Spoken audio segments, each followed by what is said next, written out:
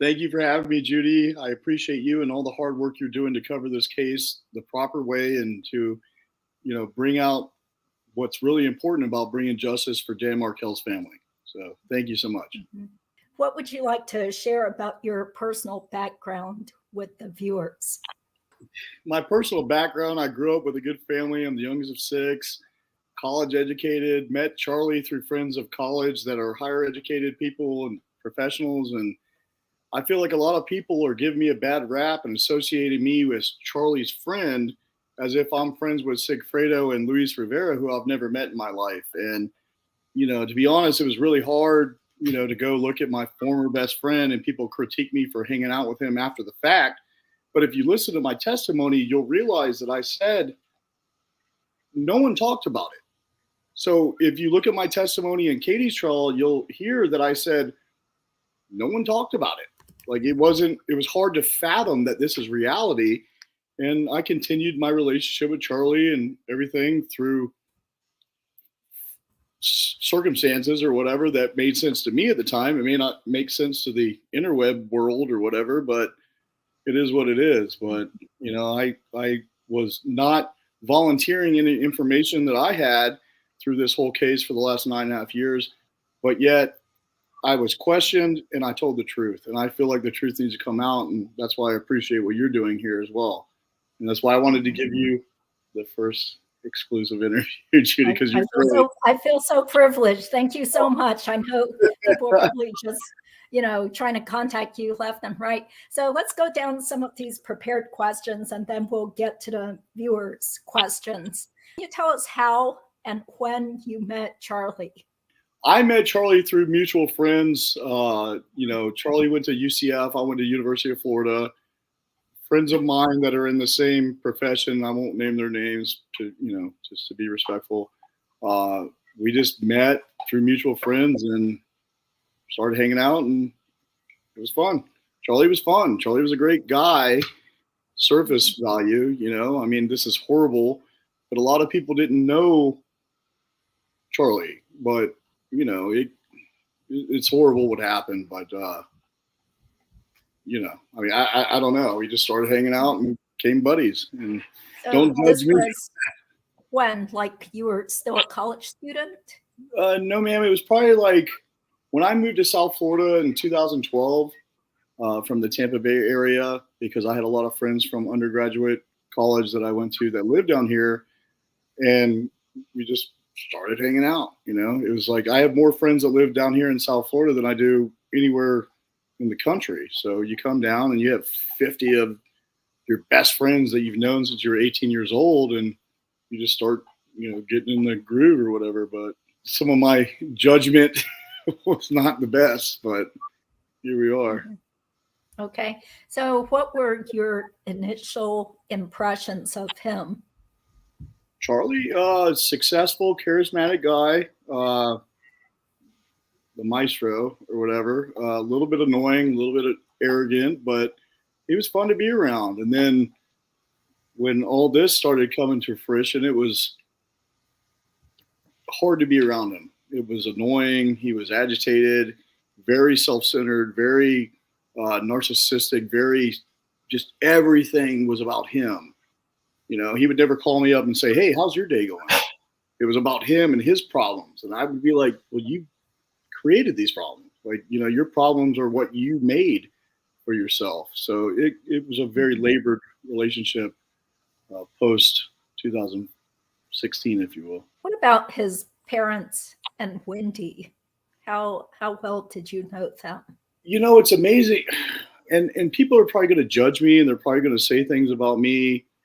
I don't really care. I spent a lot of time with them and they were really nice people, which this is what blows my mind about this whole circus. It's like hard to fathom. It's hard. It's like surreal, if you will. But like, if you listen to my testimony in Katie's trial, I'm like, this is reality. I'm here. I'm testifying in a murder case. Like, it's hard to wrap my brain around. But they were, normal South Florida family, nice. And so when you hear about this, it's hard to create an opinion of, obviously what happened is horrible and tragic, but you look at these people, you're like, how do these people do it? And then they thought that they were smarter than everyone, maybe due to their entitlement with money or social status or something like that, or people that they knew, but they obviously didn't get away with it, and here we are. Yeah. So how often did you actually see Charlie's parents? Every few months, or once a month or something like that? Like they would come over to his house, and they came over to the apartment that Charlie and I had in South Beach, and it was just like, hey, my parents are here. It's like if my parents came around, but my parents aren't murderers. You know, I mean, if it still blows my mind. But were you actually roommates with Charlie? We had a apartment. Charlie had his house, I had my house, and then we split a place in South Beach for a short time. And then I realized I'm getting too old for that kind of stuff. couldn't hang. So you were sort of his roommate. That sounds kind of nice to have. Well, it was kind of like splitting rent, you know, like I would go there on the weekends because I lived in Delray, which is about 40 miles north of Miami. And I would just go down there for the weekends, and I would run into him occasionally or whatever, but probably we shared a bed or anything. I wasn't like a little spoon or anything. Okay. Well, I'm sure everybody wants to know, what about Wendi? What were your impressions of her that you feel comfortable saying, you know? She's smarter than pretty much everyone in the room, if I could say that. She's brilliant.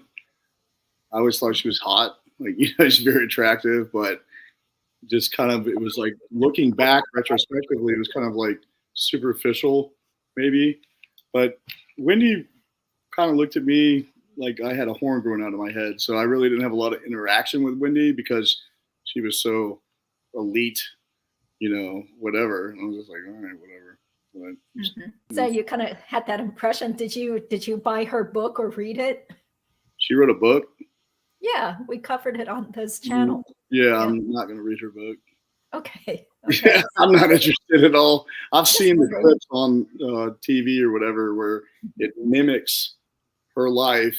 And we're on the road to nowhere or something, Hiawassee Springs or some crap like that. But I'm not buying their bullshit. I'm sorry.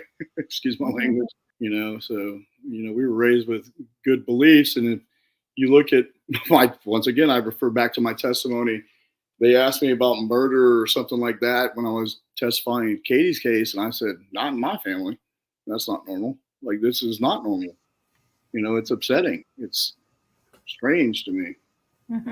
So it sounds like you met Charlie back in 2011. So I met him before that, but started hanging out in about 2014, 2013 when this took place, in which you've asked me before, like, did you know, did they talk about Dan? Did this happen? And no one talked about it.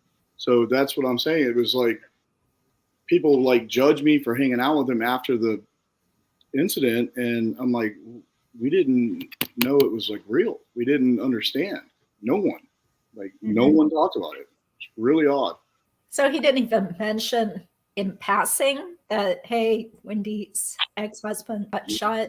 No, it was odd. And, I mean, looking back, it's always easier to look back on your life and go, that was weird as shit, you know, but it was. And now that I look back, I'm saying, wow, they really tried to put this under the rug and act like nothing happened, you know? I mean, it's kind of a big deal to me. I mean, apparently to a lot of people that are tuning in right now. I mean, you murdered someone over a custody battle?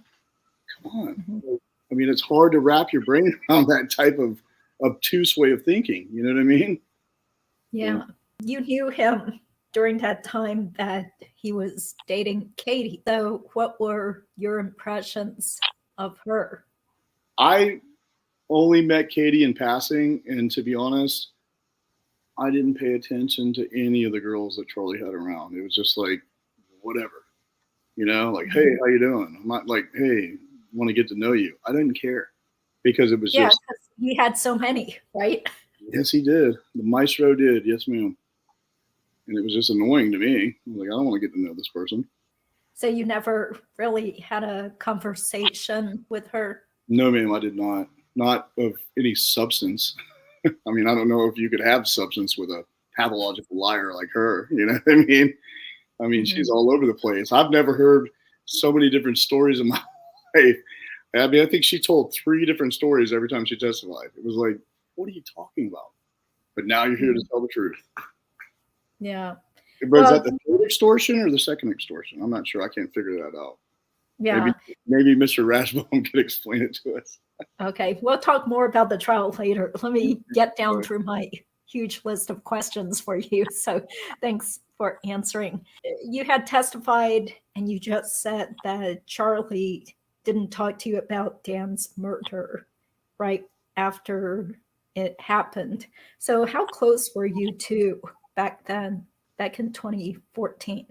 I mean, we were buddies, we were best buddies, I guess. I mean, I'm not embarrassed about it. We had a lot of good times. We shared a lot of good memories and had no idea that this was going on. None.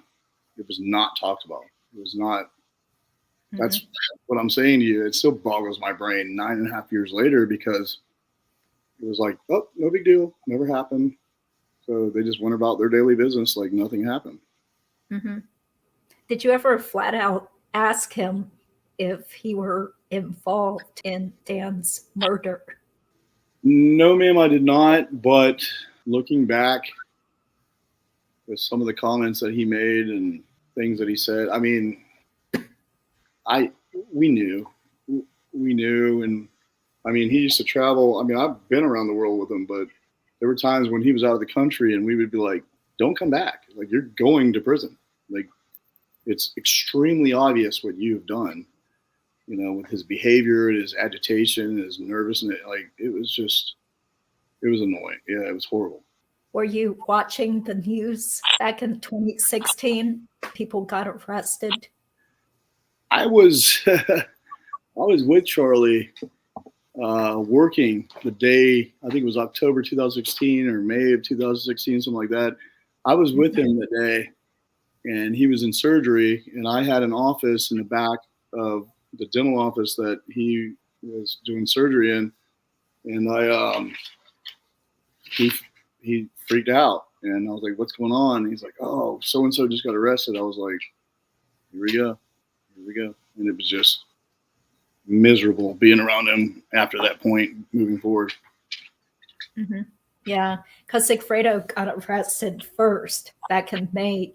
Then Katie got arrested back in October. Yes, ma'am. October 2016. I was with him that day. Interesting. What does that mean, Julie? No, I mean, it's just kind of interesting thinking of the timeline of things. Until we talk about it like this, it wasn't relative to me. It was just a day in my life, and now I look back, I'm like, holy cow, I was with this guy. It's crazy. Okay, let's see. It's a totally different question, but how did you wind up doing business together? Charlie had a lot of money, and I got into a legal funding business where he and another partner were the money guys or whatever. They gave me a credit line and I would loan money, advance money on their potential injury settlements. And I would buy medical receivables for personal injury lawsuits. And it just, looking back, I mean, maybe they were trying to use me to launder money or something. I don't know. It obviously didn't work out well, as you've heard in testimony, but it was good for a little bit. I don't know. Charlie had more than you know what to do with. Yeah, because he also had that bagel deli, right? Nosh. Did you know about that? Nosh. Yeah, noshers. Yeah. I think it's called nosh. Yeah. I think it's a Yiddish term, if you will. Yeah, to eat, right? Not making any weird comments. I'm just saying.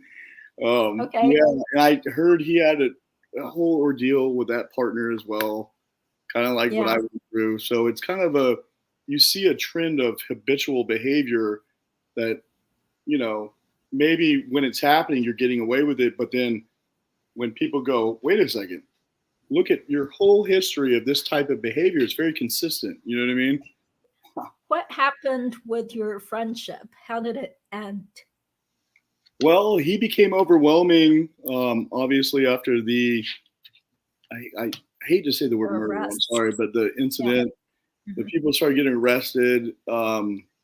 He was just self-involved, and he would call me in the middle of the day at like noon in the middle of my work day or during my lunch break that I gave myself to like take a break for a minute. And it would be like a 45-minute conversation, just like you guys have heard on the wiretaps, the same crap every day, repeatedly. It was like, leave me alone. So when it really started getting bad for him and he started acting really agitated and nervous, like one would act if you were guilty, which he is, and it just was too much. And he closed down the business, tried to pull the rug out from under me, and we had a lot of money on the streets, if you will, from the business, and I was expected to collect that money for him, the maestro. You know, he's in charge, he's the most important person. And the issue with our lawsuit was that during this time, when I was collecting this money to pay him back, because he was probably scrambling to pay attorney's fees, I paid myself as the managing partner of the firm over the course of 2 years, like $56,000. Ms. Beauty, I know you're very intelligent. If you do the math, $56,000 over 2 years is less than minimum wage. So I was accused of racketeering, embezzlement, fraud, conversion, which I don't even know what that means, and theft. And I admitted to it. I never hired an attorney because I admitted to it. Yes, I did pay myself minimum wage to collect your $2 million, you asshole. So, I mean, so the $500,000 that he says allegedly I stole from him, my mother texted me the other day. She's like, Ryan, where's this money at? I'm like, I'm looking for it. I don't know, because it's not real. He lied about that just to cover his ass in testimony because he's so self-centered that he wasn't. You're in a murder trial, dude, and you're trying to bring down Ryan Fitzpatrick for $500,000. Where's the $500,000? I'm a roofer. I mean, what $500,000? No, I mean, he's ridiculous. It was around, what, 2018 when things kind of fell apart? Yeah. Okay. So that brings us to those texts that Rashbaum was bringing up. Would you like to tell 5 pages of text messages? Yeah, tell us your side. Yeah, listen, it's your side. I live in South Florida. 95% of my friends are Jewish religion. I am non-homophobic. I said those texts out of heat of passion at someone that was tormenting my life and making me angry. I said horrible things. Yes, I apologize to everyone in the Jewish community, in the gay pride community, whatever. I'm not that guy. I was trying to hurt Charlie's feelings because if you read the 5 pages of text, you should hear what Charlie said. So it doesn't matter. Those were taken out of context, and I apologize for anyone that I offended, and I didn't mean it, and I'm sorry. So, well, so what was Charlie saying to you? Was he cursing at you too and calling you names and threatening you? Yes, ma'am. Yeah. You use your imagination. It got worse than my text, I promise you. Yeah, it was not pretty, but they picked out the 2 worst ones that I sent out of 5 pages, and you know the internet's been attacking me, so whatever. If people that know me, they know that I'm not like that. It's ridiculous. I see. So how did you get contacted by law enforcement? Did they just call you or show up at your house? Jason Newland and Special Agent Sanford called me up. I was in Tampa working, and they were like, Fitzpatrick, are you at your house? I was like, who's this? They were like, it's Special Investigator Jason Newland and Special Agent Sanford, whatever. They're like, we're on our way to your house. I was like, good thing I'm not there. I didn't know what they wanted. And, you know, we got into like this back and forth about kind of like, what do you know? What do you know? And I was like, listen, you know, I'm not going to get into like a Chinese auction with you guys where you go high, I go low. You say that, why don't you tell me what you know? And I'll tell you yes or no. And they knew everything. let me tell you something, Judy. When the FBI calls your phone, they already know the answers. They just want to see if you're going to malinger or lie and which side of the fence you're on. So, for the record, I didn't volunteer any information. I didn't call 1-800-CRIME-STOPPER to say, oh, I know about this guy because I'm angry. No, I was raised better than that. But when the FBI calls you, they already know. So you might as well cooperate, because I'm not going to put myself in a position for this idiot that did this horrible act.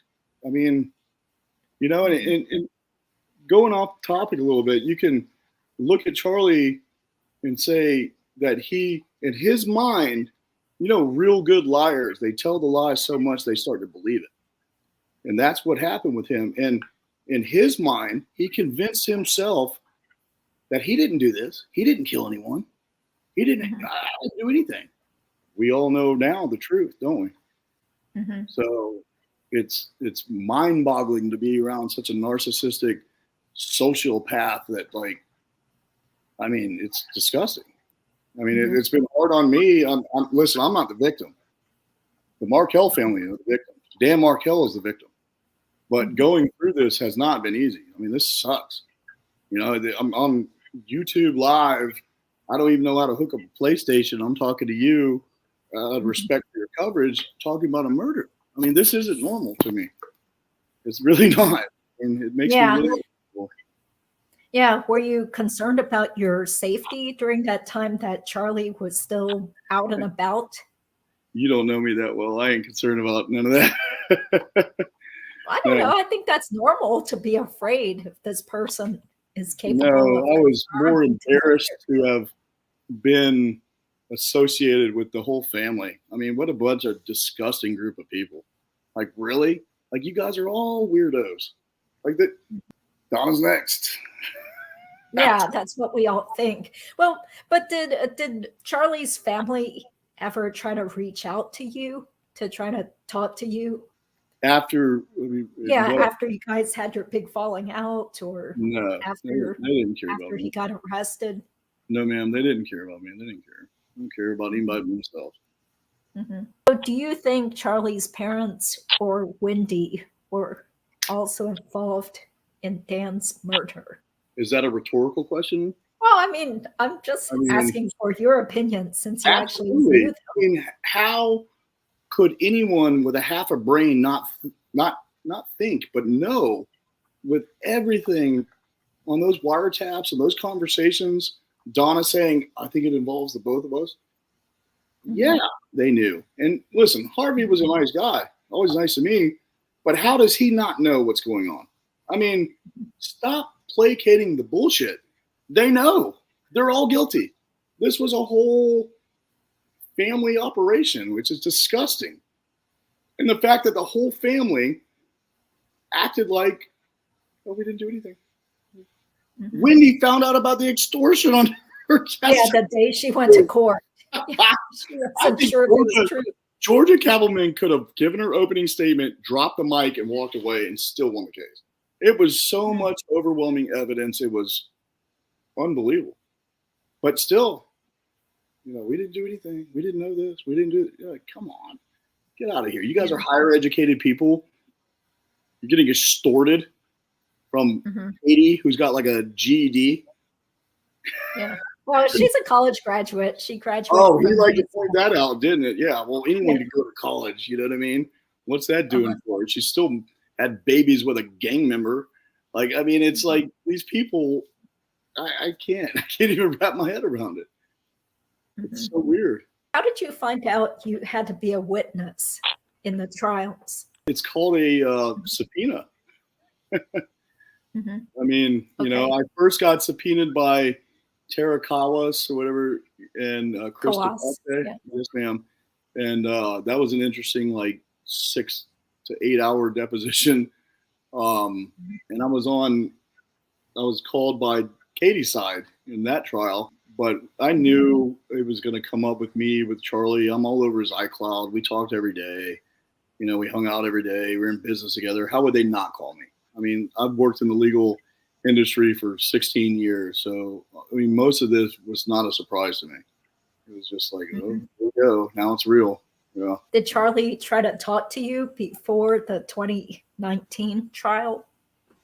No, Charlie and I did not have really much of a relationship after my text messages that I sent. I think that was it. And I think if anybody with an open mind can interpret what I was getting to him at when I called him a murderer and told him to get ready for prison. And I did not call him the F word.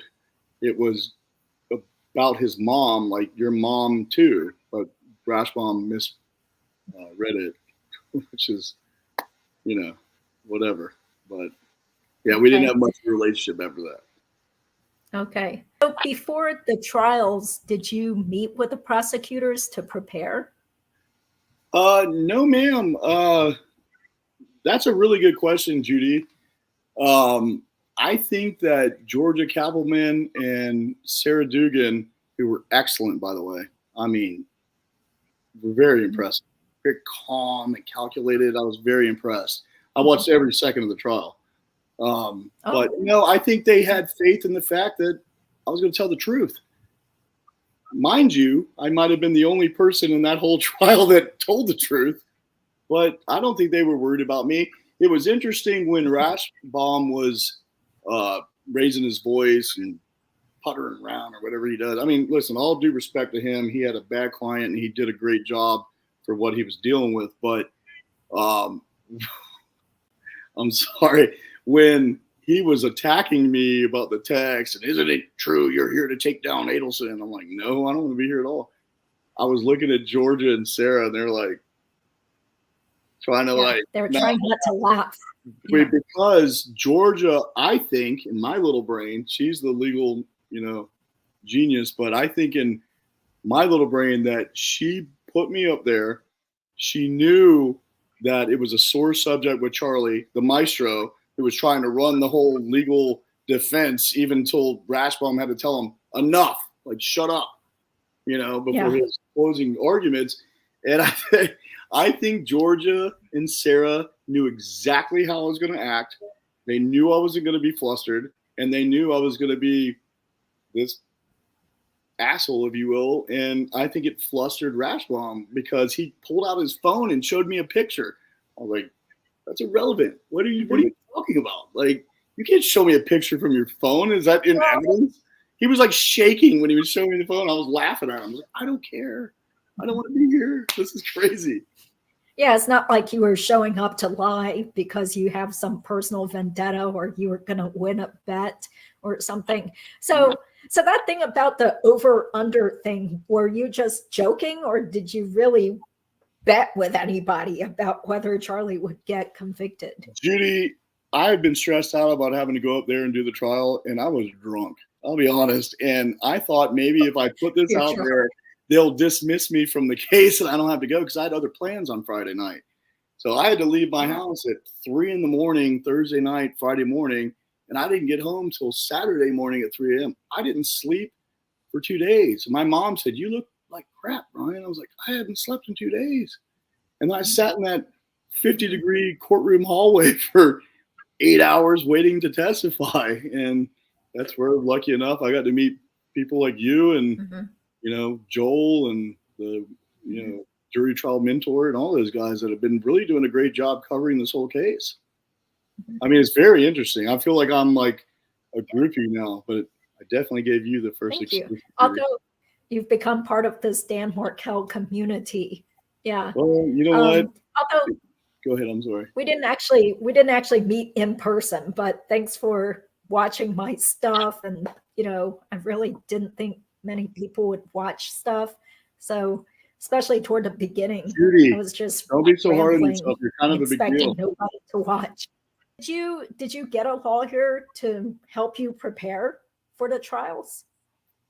For the Dan Markel trial? Yeah. Did you try to seek your own? I need an attorney. What I did was tell the truth. I had nothing to hide. I had no fear.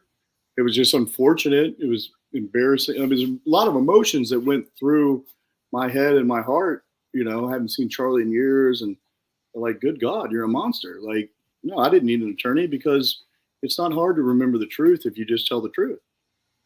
That's how I was raised. It was like, People that have to worry about testifying are people that are lying. Second extortion, third extortion, like what, like it's bullshit. But no, I just told the truth, so I wasn't worried at all. So you received a subpoena to show up to court. Then, I mean, do they pay for your plane ride? Yes, ma'am. How did that work? In Katie's trial, they paid for my hotel. Wasn't luxurious in Tallahassee or anything, but they paid for my flight and my hotel. And yes, ma'am, I found out Thursday at 5:30 p.m. that I had to fly out at 5:30 in the morning, Friday morning, when I came up to testify just recently. So they paid for it. I mean, I'm sure it was a lot. Last minute ticket to Tallahassee. I had to go through Atlanta and then Tallahassee, and then I mean, I didn't get any financial benefit off telling the truth by any means. No, what? You had to go through it? You had to fly through Atlanta first? Yes, ma'am. But what was interesting to Tallahassee. If I was going to fly up on Thursday, they had flights going from Fort Lauderdale to San Juan, Puerto Rico, then to Tallahassee. Then they had flights that would go to Dallas, then Charlotte to Tallahassee. But then they bought me the ticket for Friday morning, and it went to Atlanta. I got a Chick-fil-A biscuit and barely made the connecting flight and was in Tallahassee at 9:30. That sounds miserable. You would think they would at least pay for you to stay in a hotel Thursday night so you could get a good night's sleep. Well, I think they didn't know. I think they didn't know what they were going to. And I don't mean to cut you off. I'm sorry. It's kind of like a delay on the web, whatever. But I don't think they knew, because they send you the subpoena and you're like on call for 3 weeks or whatever. You're like, what? And then it was my conversations with the staff members of the state's attorney's office that, okay, here's your info, whatever. And they did not buy the ticket until 5:30 the day before I had to fly out there. I'm sorry to hear that. I had no idea. You basically had no sleep when you were testifying. No, ma'am. But don't be sorry for me. It's it's trying to do the good work. Oh, yeah. No, he was caught on wiretaps talking about selling steroids and selling weed. He wasn't selling shit. He was just an idiot that was trying to be cool to get something for someone as a middleman to probably benefit himself in some regard, But no, Charlie didn't sell steroids. He was a lackluster surgeon, if you will, and no, he didn't have a steroid business. That's ridiculous. Oh, I mean, because I do recall hearing some wiretaps. I'm sorry. Yeah. Well, I do recall hearing some wiretaps on Fancy Fiction where he was talking about selling steroids to somebody and also selling marijuana. Marijuana? Yeah. So do you know about that?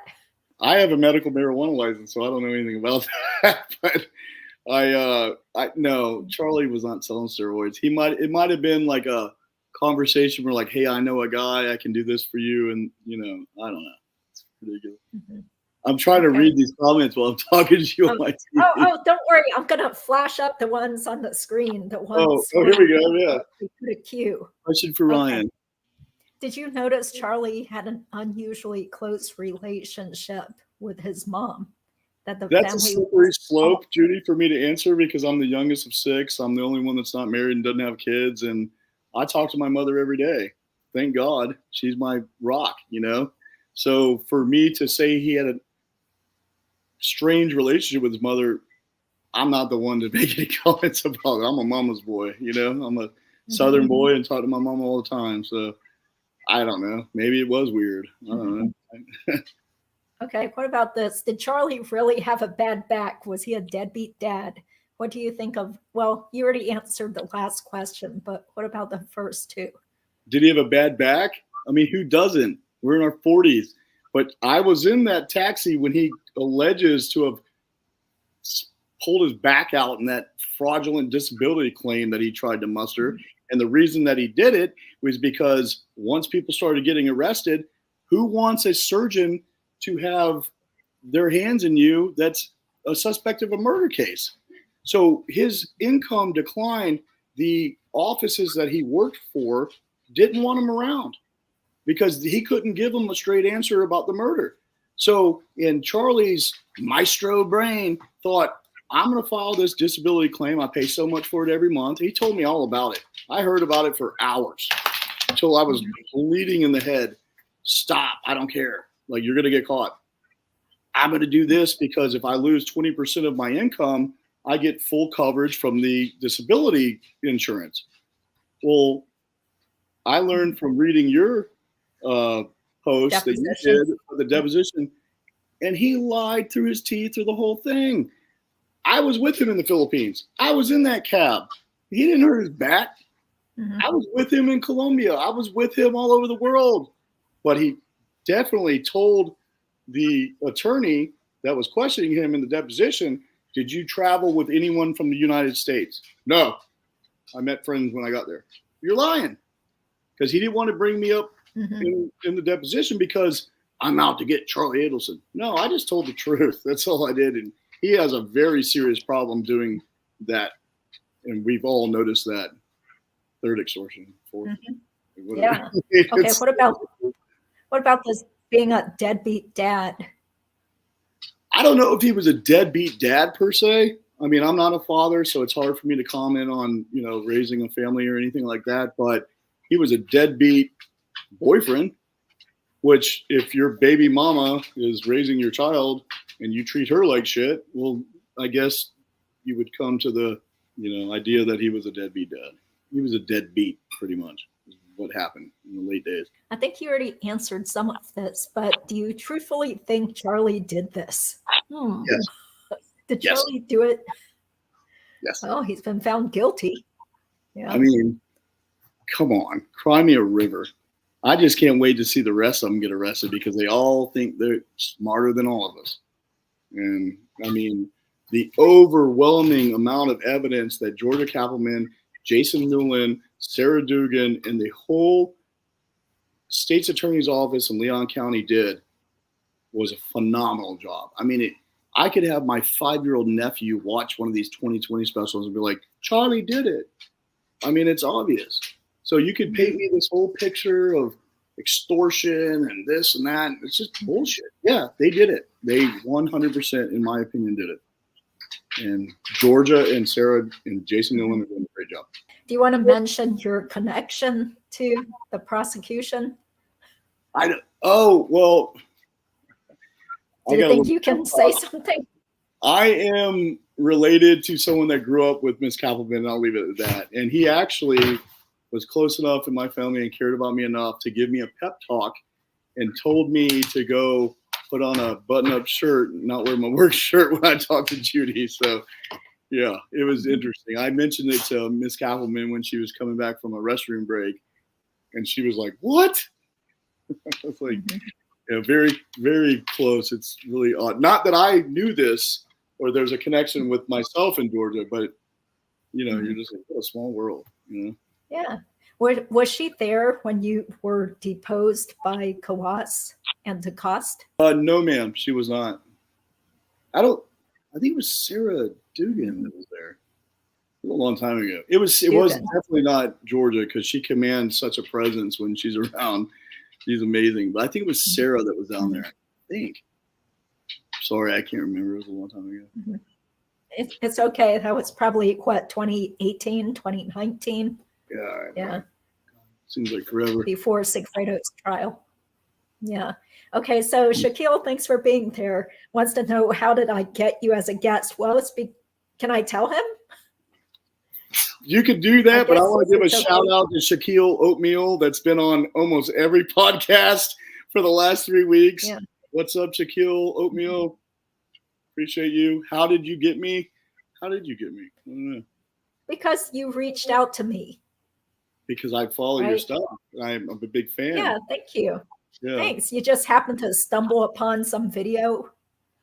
I don't know. And then you turned me on to all this other podcast sites, and it's just been overwhelming information that I live and breathe. I'm on my phone at work, and I'm like, oh, I got an update from YouTube, and Judy posted another thing, and then I got, started watching Joel and Surviving the Survivor and the Jury Trial Mentor, and those guys it's really interesting. And Tim Jesperin, I'm mispronouncing it, but he's a Jensen.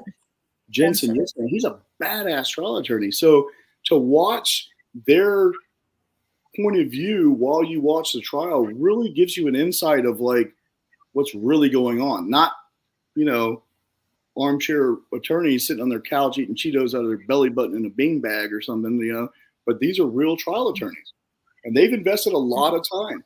These guys don't need to do this. They're doing it because they care and they want justice. And that's what's really appealing to me. So that's how you got me. Yeah. Okay. Well, thank you for watching the rest of us and learning more about Dan Markel. Is Charlie the marrying type? Well, you already asked this before. That's right? A good one. I had the whole courtroom laughing on that one. They said, Mr. Fitzpatrick, is Charles Adelson the marrying type of man? I go, never my type. You know what I'm saying? So, what a ridiculous question. I don't know. Yeah. Okay. So, and I'm not trying to be comedic relief or be funny. I didn't know how else to respond to such a ridiculous question. Do you have anything else to say about stapled money? Well, I mean, so I have no connection or relationship with Luis Rivera. I don't have any problems with the Latin Kings. I don't have any problem with any of those people. He testified that he was paid with stapled money. So when the FBI contacted me, or maybe it was Jason Newland or whatever, they mentioned stapled money, and I don't know if they had text messages of me making fun of Charlie about giving me money that was stapled. I was like, why do you staple your money? Like, it's ridiculous. It's weird, but that's it. So they put me admitting or acknowledging the stapled money, and they had Luis Rivera talking about stapled money as well. And there's a lot of coincidences, as Charlie said in this case, but sometimes they're not coincidences. They're just the facts. And so that's my staple money take. I don't know. I said I removed the staple before I deposited it in the bank, though. Who won the bet? Well, you didn't actually do a bet, right? You were. That was in poor taste. I apologize if it was insensitive and selfish, but looks like I won. But there's no winners here until justice is served the Markel family. Yeah. Well, let's get back to Donna, because we all think Donna is going to get arrested. So, did you have much interaction with Donna specifically? I was around them, but it was just Charlie's mom. It wasn't like I was preparing myself to be involved in a murder trial later. So it was just testify. She was normal, your South Florida Yenta mother, like whatever. She was nice to me. She was very hands-on. And I don't know. Judy, I didn't think about this kind of stuff back then, So were you afraid Charlie would hire a hitman and come and get you that way? That'd be a bad idea for that hitman. I'll send him my address. After I testified in Katie's trial, I was getting death threats, text messages, and phone calls from like a Mexico City number. They know what I did. They know who I am. I sent them a picture of my driver's license. I said, fuck around and find out. I was like, come get some. No, I wasn't worried. I can understand that question, but no, I wasn't worried about those idiots. When did you start thinking Charlie could be involved? Once Katie got arrested, yeah, shit hit the fan. Like, it was obvious. It was just like, oh my God. And I hate to use like colorful expressions because I'll get blown up online, but when you're into something business-wise with someone that you kind of like turn the head a little bit and you're like, God, I just got to get through this, you know what I'm saying? And it was obvious. His behavior was so erratic. It was so nervous and stressed, that of a guilty person. So it sucked, Judy. I'll be honest with you, it was horrible. Mm-hmm. What about this? Did the defense talk with you before the trial?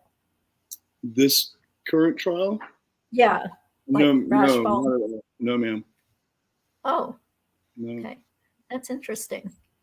Okay. No one talked to me. I just kind of showed up.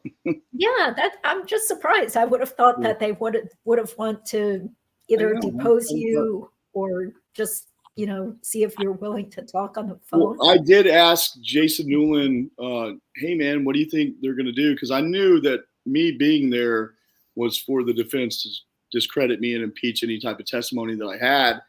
So I was like, hey, Jason, throw me a bone. Like, what do they got? And Jason let me know about the text messages. I was like, ooh, it's not a good look. So I knew before Rathbone even questioned me about that, I was like, this is going to be bad. Yeah. But, it is what it is. Sorry. But no one talked to me. What about, sat on that cold bench for 8 hours waiting to testify. Yeah. Did you at least get a free lunch out of it? No, where I went was big shout out to Metro Diner down the street. I got a turkey bacon club and I ate it. I actually ate it. I was sitting next to what I believe were jurors, but I didn't talk to them or anything. But I was downstairs trying to charge my cell phone and ate it, and then went upstairs and sat on the bench for another 4 hours until it was my turn. Yeah, it does sound pretty stressful, especially if you had no sleep the night before. I promise you I wasn't as stressed out as Charlie was. Yeah, definitely. Okay, this is interesting. Is Charlie a thug wannabe? What's a thug wannabe? Is it like want to be? I don't know. I don't know what a thug wannabe is. No, Charlie was a surgeon and made a lot of money and thought that he was above the law. Yeah, I don't know. Okay. But didn't he always like to talk tough and act like he knew everything and he could take care of things and he knew yes, ma'am, he did. People that could do stuff. But I mean, you gotta take stuff like that with a grain of salt when you're dealing with people. Like he talked a lot, and I think that was demonstrated in his testimony, which was brutal, and mine and everyone else's. He just couldn't shut up. Just like when he told me, you can get away with anything, you can get away with murder if you keep your mouth shut. And I wrote back, well, why don't you keep your fucking mouth shut? Excuse my language, but shut up then.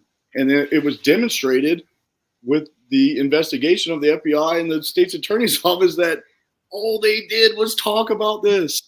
I've watched Goodfellas. I've seen Casino. You don't talk on the phone, but they couldn't fathom that. And then the fact that they thought that they were smarter to use codes, the TV, the agents, the real estate. I mean, good God. You guys are either idiots or you're obviously covering something up. And I think we all know with a half a brain what was going on, and we saw that in the trial. What about this? Do you think he might be able to buy some friends in prison? Well, being as how he threw the Latin Kings under the bus in all of his testimony, and he is a handsome Jewish male, I know that there is Aryan Brotherhood and Latin gangs in prison. So I wish them the best of luck, man. You don't give up your cocktail fruit. You know what I'm saying? Because they're gonna eat your cornbread, dog. I hope he makes it 5 years. We'll see. Mm-hmm. Okay. Are you concerned about Charlie's attorneys coming after you for something they may consider something inflammatory? Well, I mean, he's just giving his opinions. So, I mean, anybody can file a stupid lawsuit. Concerned about Charlie Adelson's attorneys coming after him for what he considered inflammatory. What did I say that's inflammatory? I said Dana Rashbaum did a great job for what he was working with. I mean, no, I'm not worried.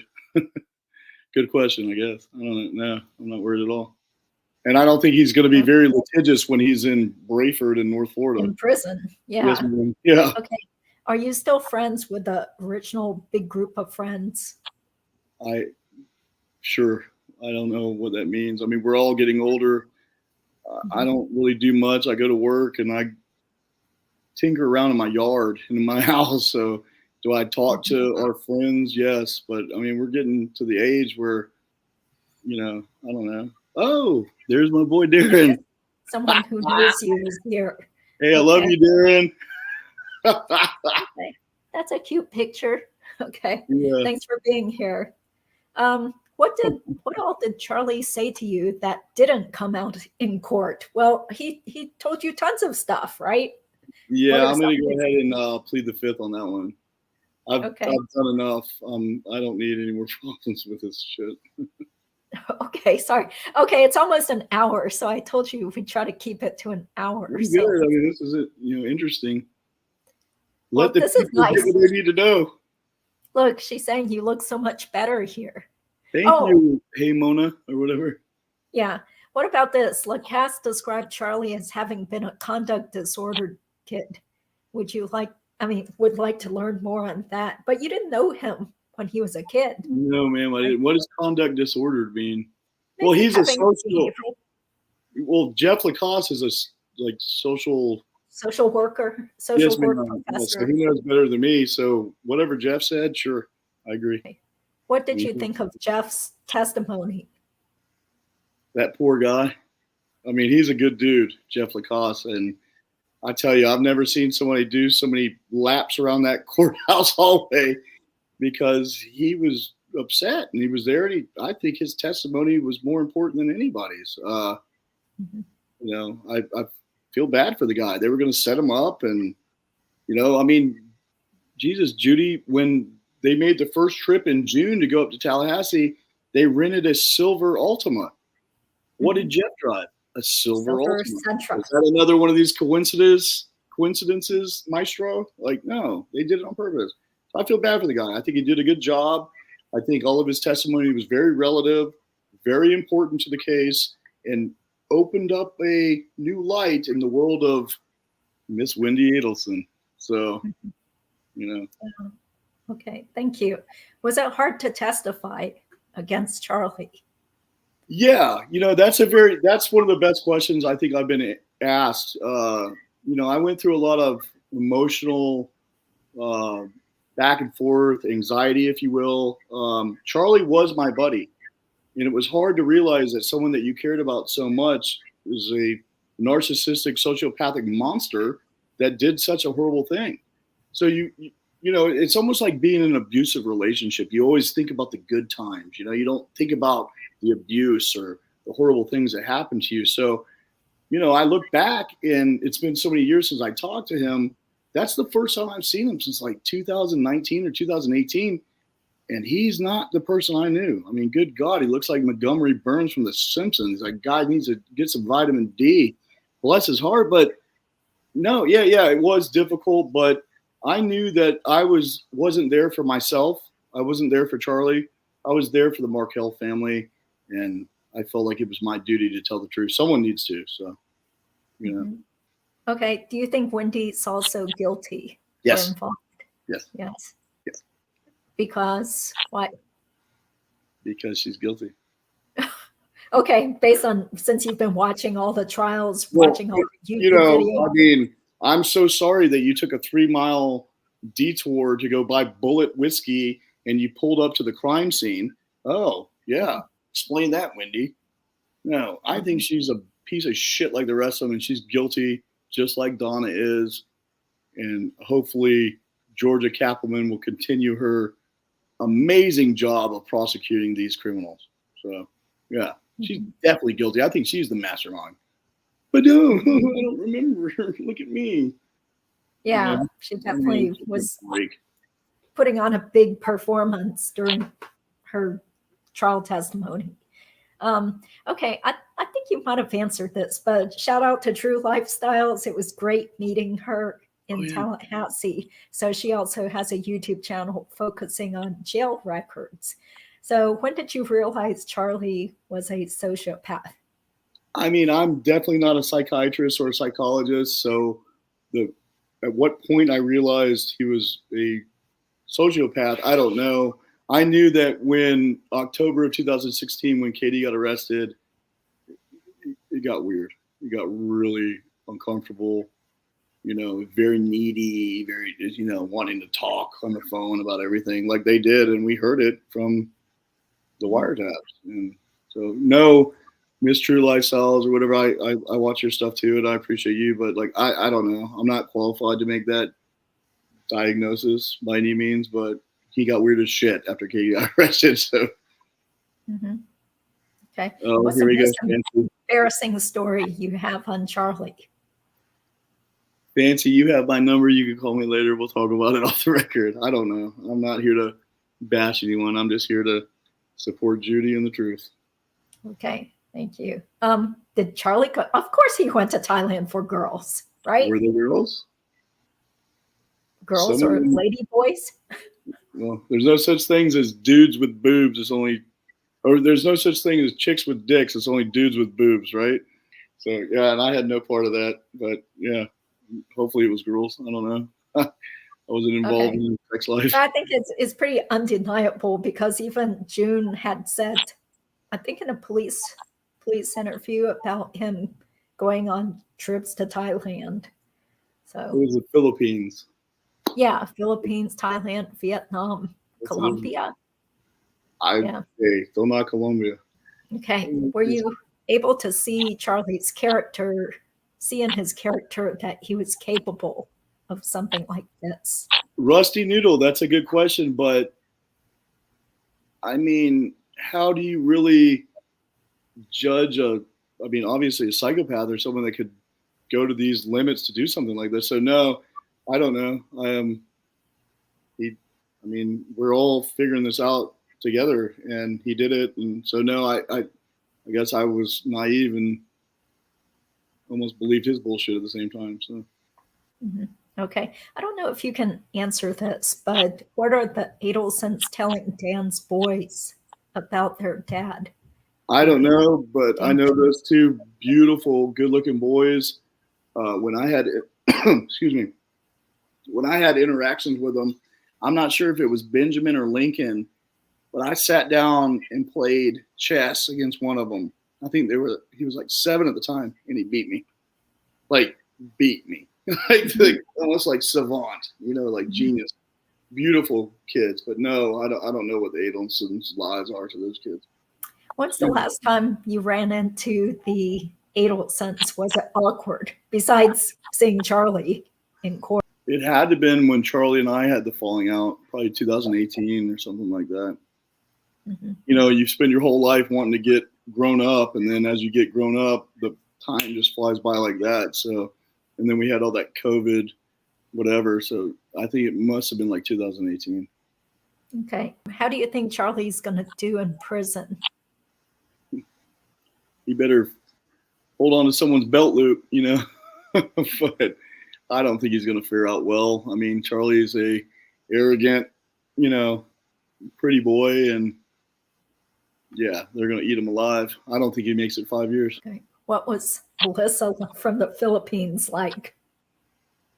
Fancy, you're on a roll. And Alyssa was some girl that worked for our buddy that managed a club in Manila. And bless her heart, they worked like 60 hours a week, 4 weeks a month for like $400 a month. And when they meet someone like Charlie, whatever, she was a very nice person, but definitely from that third world type of living, like bathed in a bucket and lived in a hut or whatever. And then met Charlie. And do you think a person can get away with murder if they just keep quiet about it, as Charlie said? I don't know. I'm not a murderer, so I don't have any opinion about it. But we all know that Charlie couldn't keep his mouth shut, so I guess he couldn't. Yeah. So. Did you put up barbed wire? Absolutely. I've got barbed wire everywhere. Mm-hmm. Okay. What about this? Would you agree not many people in South Florida know about this case? No, I think a lot of people know about it. I think it's overwhelming. I think when Charlie's narcissistic ass sued me, it ruined my career, and that's why I became a roofer that worked in personal injury law for 16 years.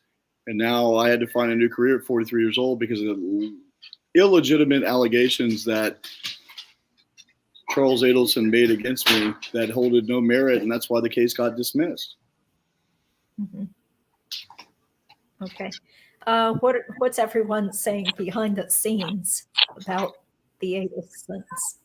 Guilty. Yeah. Absolutely guilty. The people who knew him. Mm-hmm. Yeah, I mean, they're guilty. Okay. I mean, it's obvious. What about this? Did you ever see Charlie engage in kindness or selfless acts towards others? That's an interesting question, Dorothy Parker. Charlie, and a lot of people say, like, why did you hang out with this guy? Why did you, continue your relationship? Charlie was very giving, very, like, generous, very. It's just hard for me to say this stuff about this because people are going to be like, oh, whatever. No, I mean, Charlie did a lot for a lot of people, but was it to cover up his guilt? Was it to cover up? I don't know. Or to control people? You think he liked being in charge and it was definitely like the control? What do you call it? Where it's like, they're not. Yeah, I think you're right. That makes a good point. I think he definitely used it as control, kind of nonchalantly. You know what I mean? I experienced the manipulation, later in our relationship as well. So I could totally understand what you're saying. What do you mean? Like he would give you favors to make you do stuff, or no, it was just the manipulation of like, oh, I'll do this for you, but you're gonna believe my bullshit, or you're gonna listen to my crap, and you just feel like whatever, like I'm just saying it was a personality trait that he had where it was like, and you mentioned the control, it was manipulation. Just like he tried to manipulate all of us in court. He tried to manipulate the cops. He tried to manipulate June. And, it's just a habitual behavior habit. And could you tell that Katie was low rent compared to the other women he dated?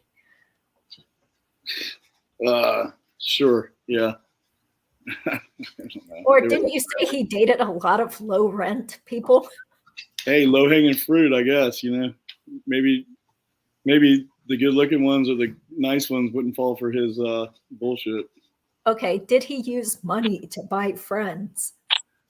Sure. I guess. I don't know if it was intentional. Like he was like, oh, I'm going to do this to get, he just had a ton of money, like a lot. And he blew it. Mm-hmm. Please go outside. Okay. Hey, did you ever meet Robert? No, I didn't. Mr. Thomas, he was always estranged from the family. Good for him. I think he knew they were batshit crazy. And I think maybe he possibly, and I'm speculating, I'm not saying this on knowledge, I think possibly he may have heard the chatter about what occurred and was like, I don't want any part of this. And I think he made a good decision.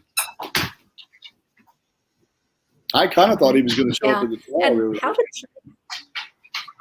Yeah, same here. I thought maybe he would show up. Okay, how did Charlie make his money? Yeah, I think it was insider trading plus tons of real estate, right? Plus Charlie was a periodontal surgeon. He made about $3.5 million a year. So yeah, when he had all that money, he did other things on the side, like real estate and trading and stuff like that. But no, he was a surgeon. Surgeons make money. So, it wasn't like a secret. Not, he showed up to work, and I don't know how the quality of his work was, but he's a surgeon. Mm-hmm. They even showed his financials in the testimony. Mm-hmm. Okay. Do you know anything about this? Was Dan really mean to Wendi, as they allege? I heard secondhand stuff, but I can't comment. Like, I don't know. I didn't know Dan Markel, and from what I've heard from meeting some of Dan's friends when I was in Tallahassee, sounds like he was just a good guy and was dealing with some really, really, really rotten people. And just like my text messages against Charles Adelson, sometimes you have to get nasty, and maybe he did, but no, I've heard nothing but great things from Dan, and I've spoke to Mr. Baptiste, the lawyer, and I think it was Mr. Webster or whatever. Great guys. Yeah. And they said nothing but great things about him. So no, I can't comment really on that except for to say what I know is that he was a great dude. Good guy. Mm-hmm. Oh, did you actually talk to them? Like at the trial? Yeah, I did. Really? I was in the damn hallway for 8 hours. And Webster was his attorney, right? Yeah. Yes, beard. Before he died. What a great guy. Sounds like an amazing attorney. And Mr. Baptiste, I think Lewis was his name? Yes, Lewis. His partner, super nice guy as well. And that was, one of Dan's students. So, you know, who better to give an opinion about his character than one of his students? So. Yeah, he also spoke, both of them spoke on Surviving the Survivor, two different shows. Yeah, it was so good. It was really good to hear them talk about Dan. Okay, did you go to Harvey's birthday party? No, I did not. No. Okay. I don't go to a lot of people's 70th birthday parties. Okay. Oh, did Charlie purchase a go-kart? Could he have become a professional? I was with him and I drove it. It was actually a lot of fun. So he did have a go-kart, right? Because I thought I heard him talk about awesome. It was like a $8,000 go-kart or something. It was super fast and it was fun. It's a toy. You know, when you make this kind of money, you can buy whatever you want. Do you think Wendi hung Charlie how to drive? Yes. 100%. Not only in the first 20 minutes of her police interrogation in Tallahassee after the day of the incident, she threw him on the bus. You can buy a TV or whatever that nonsense was that was repeated a million times.